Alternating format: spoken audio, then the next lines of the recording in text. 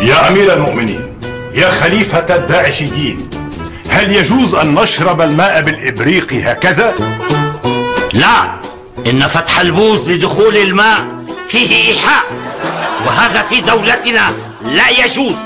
إذن يا خليفة الداعشيين، هل يجوز أن نشرب الماء هكذا بالشليمونة؟ لا، إن مص الماء بالشليمونة فيه إيحاء، وهذا في دولتنا لا يجوز. إذن يا خليفة الداعشيين، هل يجوز أن نشرب الماء بالكوب هكذا؟ لا، إن الكوب وإن لامس شفتي الذكر فقد يهتاج ويشكل الخطر على البهائم والبشر، وهذا في دولتنا لا يجوز. إذن يا خليفة الداعشيين، كيف لنا أن نشرب الماء؟ هكذا نشرب الماء في دولة الداعشيين.